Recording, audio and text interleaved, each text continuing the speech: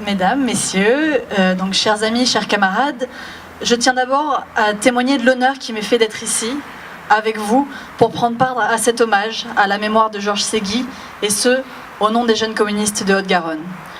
Je souhaite, pour commencer, adresser une pensée particulière aux membres de sa famille, qui nous font l'honneur de leur présence ici, ainsi qu'à tous ses amis et ses proches. Je remercie également les organisateurs de cet hommage, qui ont souhaité que j'intervienne sur l'enfance et la jeunesse de celui que nous honorons ici. Georges Ségui était de cette jeunesse ardente qui ose tout. Né le 16 mars 1927 à Toulouse, son enfance et sa jeunesse sont marquées par la montée des fascismes en Europe, par le Front populaire, par les débuts de la guerre d'Espagne. Il n'a pas 10 ans quand il manifeste avec ses parents pour la libération de son instituteur, Georges Fournial, qui avait été arrêté lors d'une bagarre avec des fascistes en 1934. Très jeune, il fait des collectes, des porte-à-porte pour soutenir les républicains espagnols. La guerre, il sait, comme cela se dit dans sa famille, que la guerre est beaucoup plus dangereuse que le choléra. Après son certificat d'études, obtenu en 1939, il rentre au cours complémentaire. Il voit avec horreur les affiches de Pétain dans les classes et subit les changements de programme décidés par Vichy, comme, on l'a dit, l'enseignement de la langue allemande qui répugnait. Il peine à continuer à aller à l'école dans ces conditions et souhaite déjà partir. C'est à ce moment qu'il se rapproche des jeunes communistes de Toulouse. Il rencontre Marcel Clouet, Angèle Del Rio, Yves Bettini, Robert Cossa et tous les autres.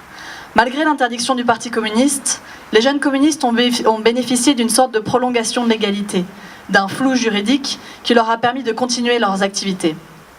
La JC toulousaine se réunissait donc chaque dimanche matin sous le couvert des Amis de l'Union soviétique, qui était une association autorisée jusqu'à l'entrée en guerre d'Hitler contre l'URSS en 1941. C'est au cours de l'une de ces réunions que les jeunes communistes ont préparé la visite de Pétain à Toulouse le 5 novembre 1940. En effet, ils réussissent, grâce à un système ingénieux de tapettes à souris, à faire pleuvoir des centaines de tracts sur le cortège du maréchal lors de sa parade rue Alsace-Lorraine. Cette action marque le premier acte de résistance à Toulouse. Et nous le commémorons chaque année. En 1942, l'exécution par les Allemands du dirigeant syndicaliste cheminot Pierre Semard, dont on a parlé, un ami personnel de son père et modèle pour Georges Ségui, le choque profondément. Pour lui, l'annonce de cette mort est un tournant. Le 7 mars 1942, il annonce à son père qu'il ne veut plus retourner à l'école et qu'il souhaite entrer dans la lutte. Selon ses propres mots, il n'a qu'une idée en tête, lutter et venger Pierre Semard. Il a alors tout juste 15 ans. Dans Toulouse occupée, le jeune communiste Georges Ségui et son patron imprimaient des journaux de la résistance et fabriquaient des faux papiers. En février 1944, quand il est arrêté par la Gestapo sur dénonciation, il imprimait le journal des jeunes communistes, L'Avant-Garde. Ce journal, L'Avant-Garde, nous l'écrivons, nous le diffusons et nous le faisons vivre encore aujourd'hui, ici, à Toulouse, mais aussi partout en France. Et il porte toujours le même nom. L'Avant-Garde, c'est un petit peu ce qui nous relie à cet homme incroyable qui était Georges Ségui, à sa vie, à ses sacrifices et à son engagement.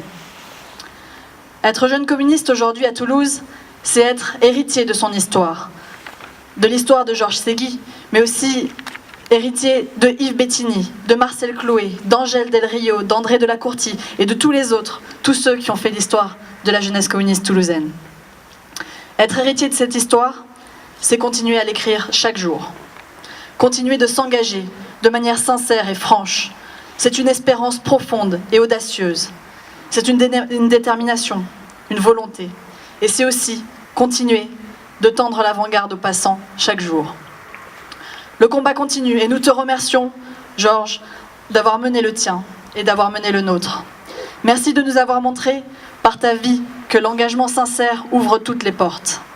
Merci de nous avoir épaulés et soutenus dans tous nos combats, et ce jusqu'il y a quelques mois, soutenus dans notre lutte contre la loi travail.